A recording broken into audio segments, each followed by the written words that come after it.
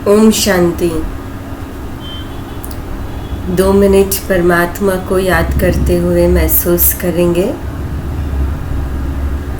कि हम इस संगम युग पर कितने भाग्यशाली हैं,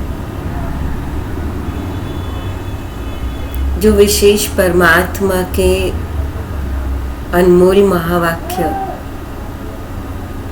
अनमोल शिक्षाओं को सुनने का हमें भाग्य मिल रहा है। और एक परमात्मा ही ऐसा है जो हमारे मन के विचारों को, हमारे मन के भावों को बिना कहे भी समझ लेता है।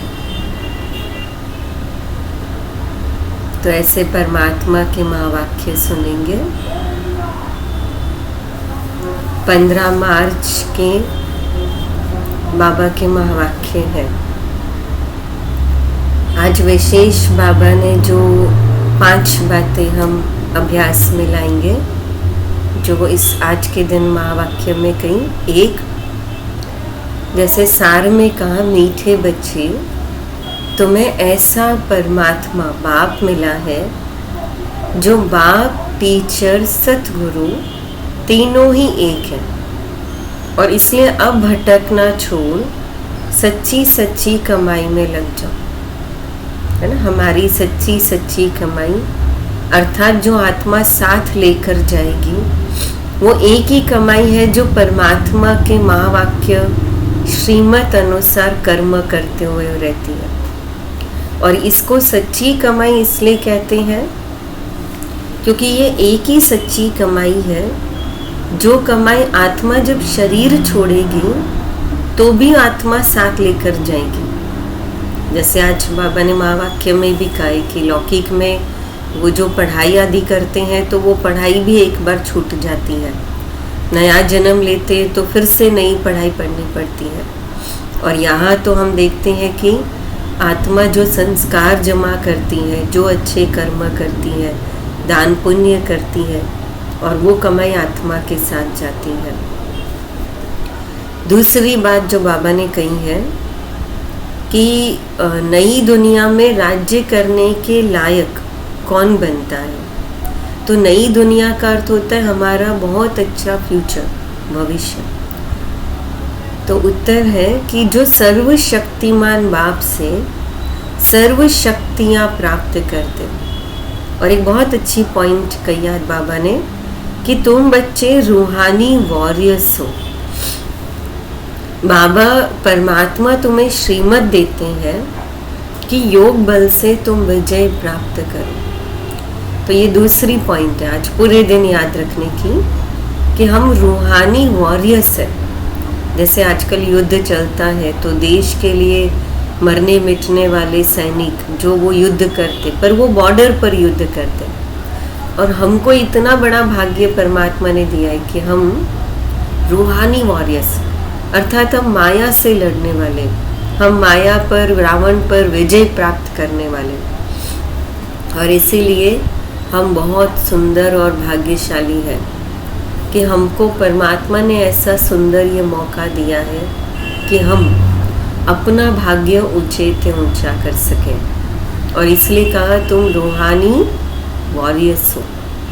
अच्छा, रूहानी वॉरियर्स का अर्थ ये होता है कि अपने आप से लड़कर जीत प्राप्त कर। इसलिए बाबा ने कहा योग बल से तुम विजय प्राप्त करो। तो योग माना परमात्मा से जो गहरा कनेक्शन है वो हमको विजय प्राप्त कराता है।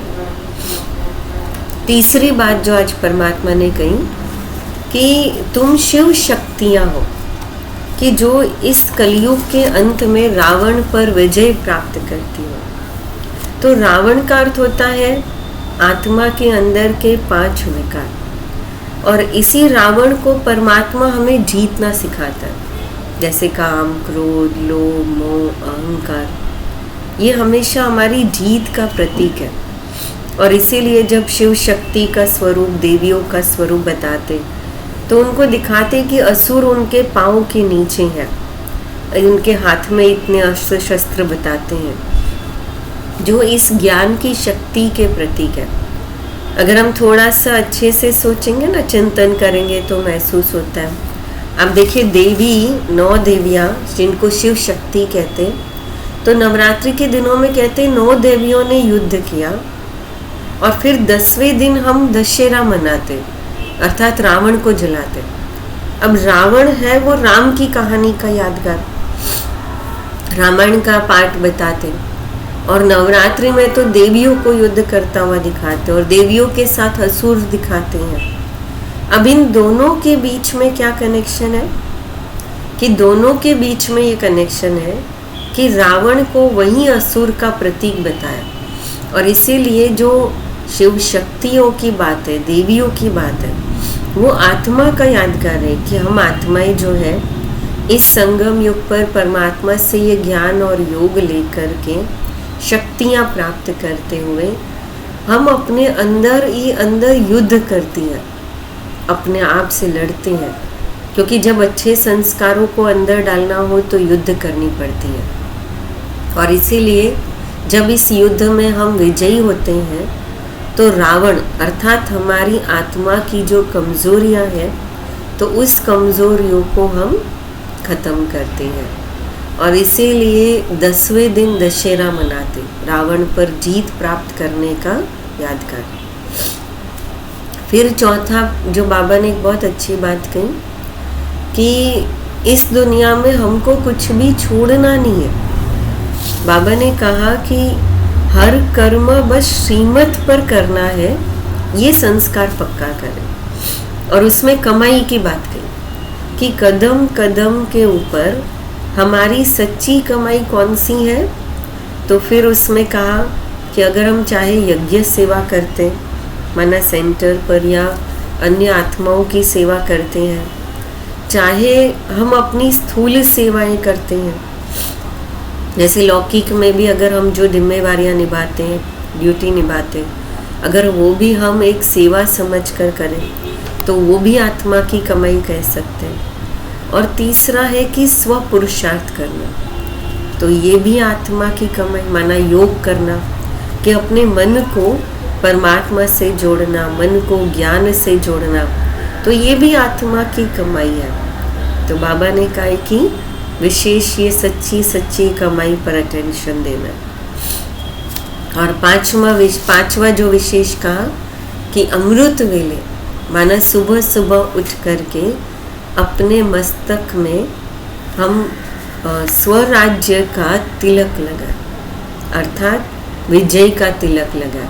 तो उसमें बहुत अच्छी बात कही कि बाबा ने जो याद कहा कि एक तो भक्ति में भी निशानी तिलक, कोई मंदिर जाकर आया हो कैसे पता चले, तो तिलक से पता चलता है। फिर दूसरा कहा सुहाग की निशानी भी तिलक है, इसलिए जब किसी का पति मर जाता है तो क्या करते हैं, है ना, पहले तिलक मिटाते हैं, तो सुहाग की निशानी भी तिलक है। और तीसरा राज्य प्राप्त करने की निशानी भी राज तिलक है।